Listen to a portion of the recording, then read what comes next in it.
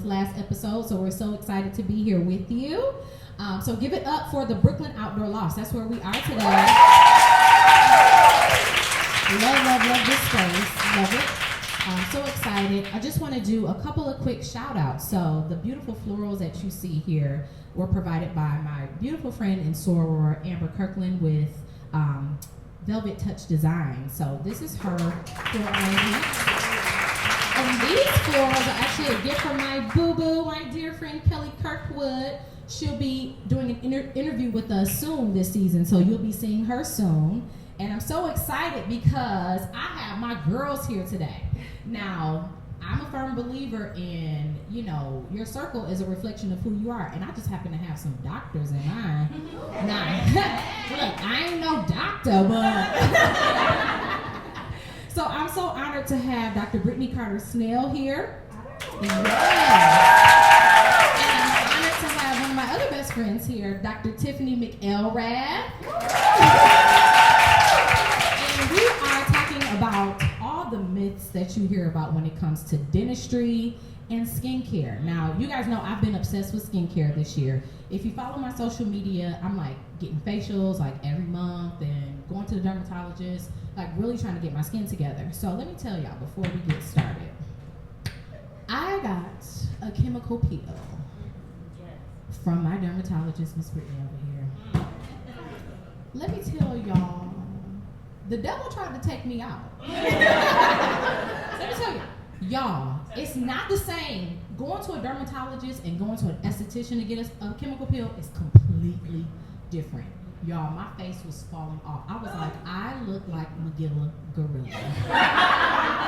I was rashed out. I know I got on her nerves. I was like, look. Not at all. We have this filming coming up, and I looked at Matt. She was so calm. She was like, it's gonna be fine. I'm gonna recommend some antibiotics for the anti-inflammatory.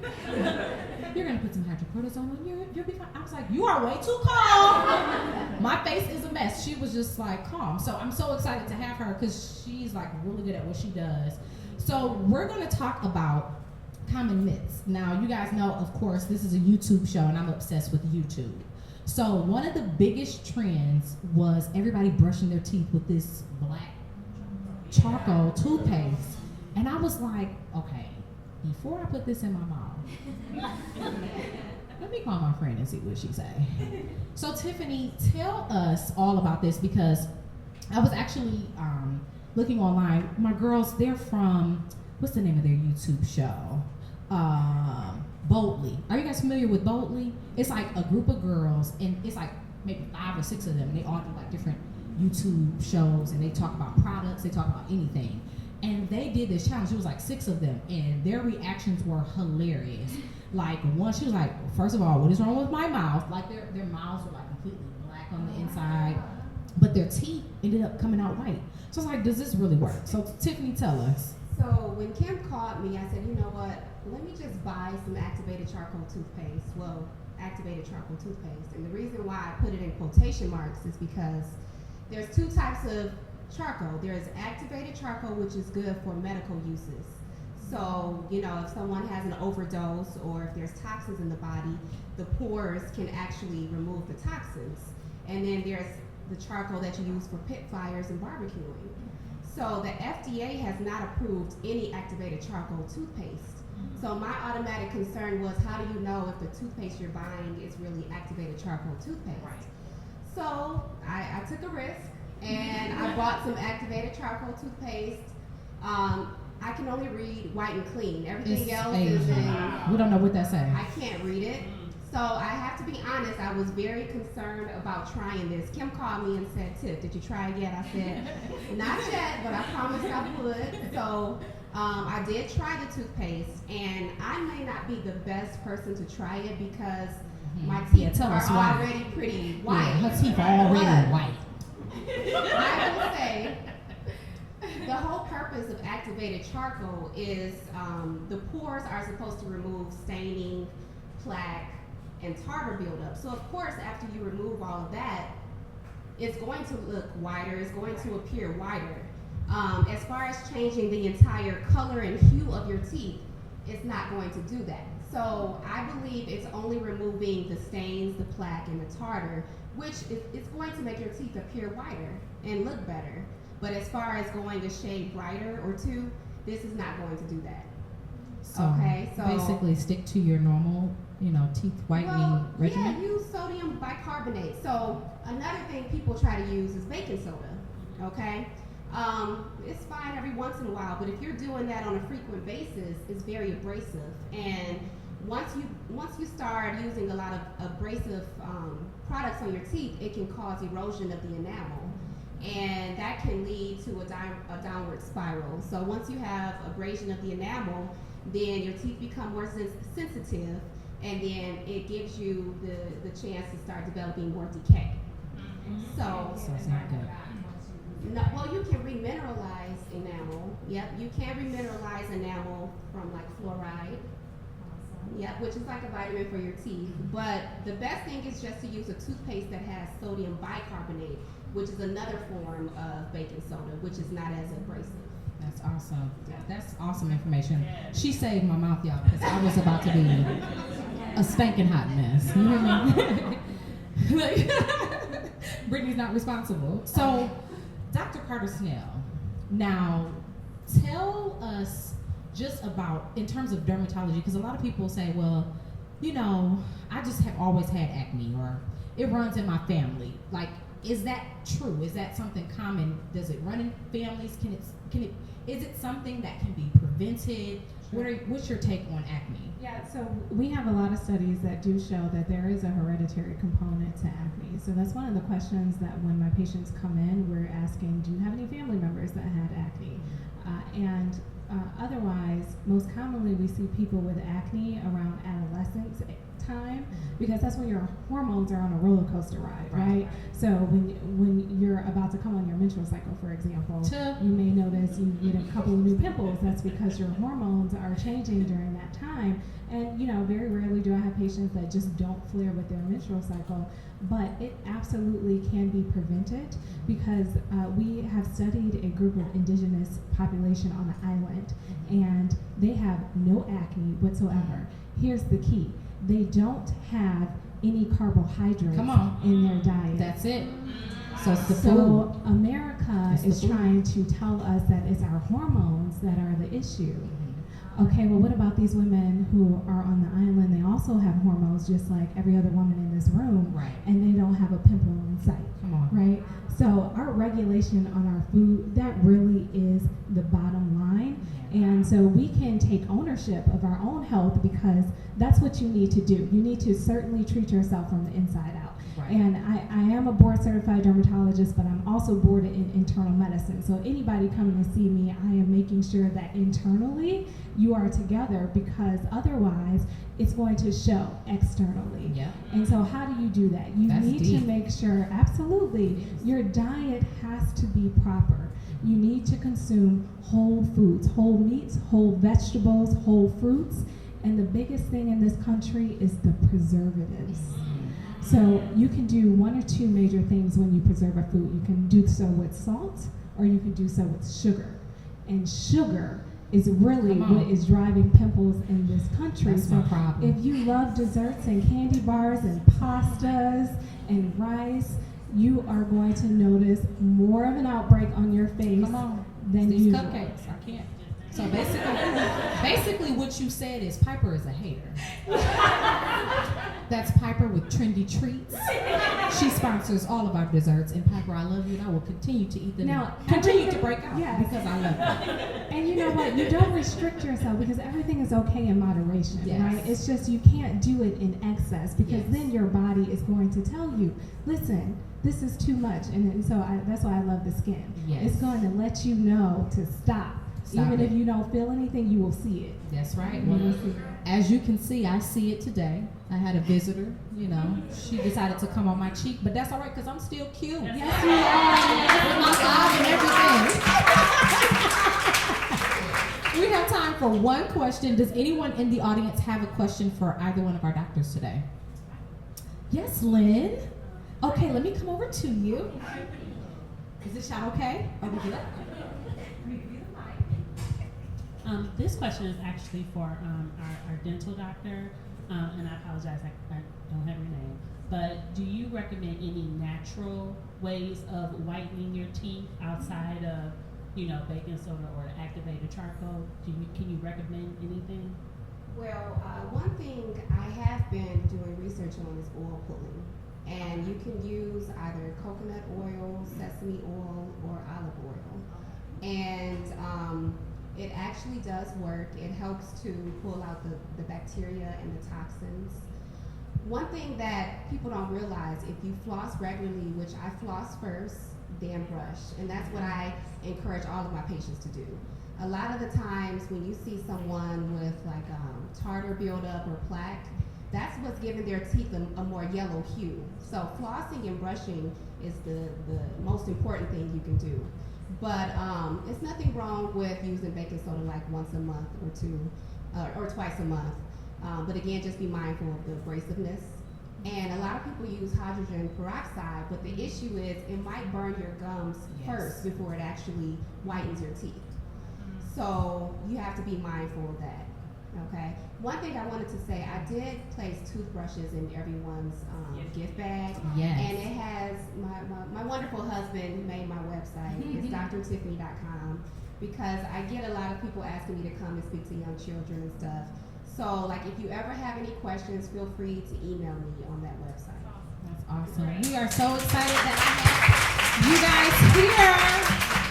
I'm so excited about our interview we have coming up. We have one of my dear friends, Miss Valentina. She's like Madonna. She goes by one name, honey. Valentina with Vajze. She's a jewelry designer extraordinaire, and I'm so excited to have her. So we'll be up with that interview next on this episode of Cupcakes. Thank you so much for Cupcakes and Conversation.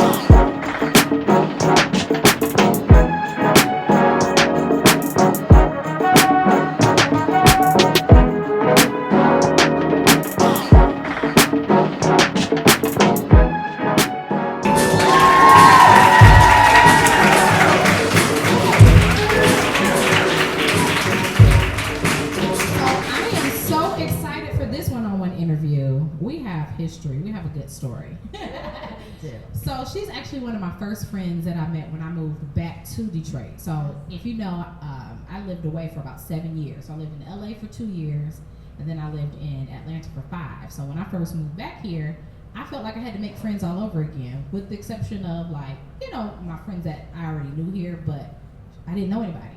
And so I went to a fashion show. Yes. I'll leave it at that. I went to a fashion show. And she was vending at the time with her partner, and I love their jewelry, and so we just started talking, and from then we've just been like cool. So say hello to Valentina. And she is the owner of Vajze, and I'm so excited that I pronounced that right, because it's spelled so funky. Yes. And I was like, okay, I don't want to offend my friend, so let me ask her, how do I pronounce this? That was like a few months ago. I was like, I've been buying stuff and telling people about it, and I'm pronouncing it wrong. So I'm so excited. So tell us all about your business, Valentina. Yes, thank you. So the brand name is Vajze, and the purpose is not just to trip everyone up. So it means girl in Albanian, and so that has so much to do with my inspiration for the brand.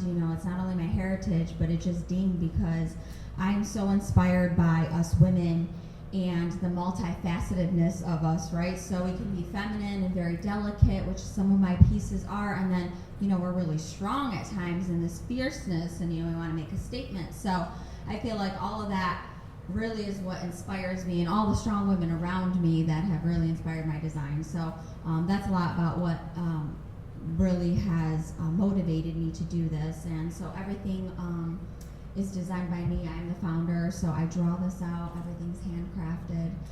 Everything is gold. So so a lot of that really draws around really all of us and the strength that women bring really to the brand. That's awesome. And you don't meet too, well, at least I don't meet too many jewelry designers. So she has a niche that I just am obsessed with. What got you into jewelry design? Oh gosh, so when I was little, I made like the ugliest things, you guys.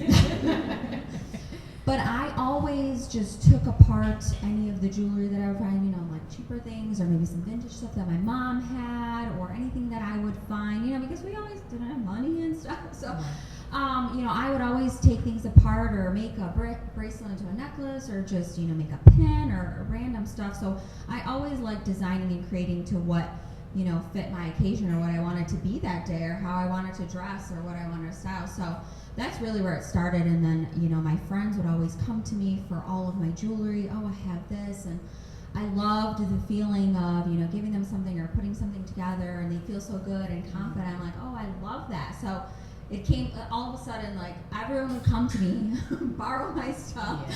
And they give it back, but yeah, I loved that. She said, and then give it back. And like, she wasn't letting them keep please, it. Next week. Yeah, so please bring that back. But yeah, so no, I loved doing that for them and just that small piece to make them feel so confident and feel good about whatever they had going on. So I really, really loved that part about it. That's awesome. So I want to talk about when we first met. So Yes. you started off with a partner. Yes. Was it hard having a partner, or do you believe that women can come together and partner and be successful in business? Oh, 100%. Women supporting women, that's the number one thing. Like I said, this is who inspires me in my design. So I truly believe that. So there's just a lot of learnings in partnership. So when you do that, in anything now, any relationship, right? I think your values need to be the same, your goals need to be the same. And you just need to line up so you can really click and we have a partnership in certain things. Yes. We do stuff, so it depends on what you're doing with a certain type of partnership that you just need to line up for that and make sure you are your goals are aligned, your role in something. So I know what my strengths are that I can bring to this project or to this event or Right. to this product, and then whatever else you have going on. So yeah, there was just so many learnings in that. I think you just need to know what your strengths are, what you can bring to something, and make sure they line up with the other person or the other partner in really anything, even in the business partnership or like now where, if I need to outsource some certain things of, making my pieces or marketing, I still need to make sure that we're aligned, even though we're not doing the same thing in my business, but our goals are the same. That's right. So, That's yeah, good. I definitely believe that. Because I still, with my business, with the brand, I still support other women organizations. So we Yes. do a lot of work with like nonprofits, and so I still want to make sure I'm coming and speaking to events. So it's just the goals are still there. Your role, and you can click with someone. Then that's when we're all going to succeed. So. Exactly. Yeah. Well, before I let you go, give us a tip for any aspiring jewelry designer, because you don't hear that very often. So Right. what tip would you give? Just one strong thing that you would give to any aspiring jewelry designer. I think you definitely need to just stay true to yourself. You got to go with your gut. If you have this talent and this skill, you just go with it.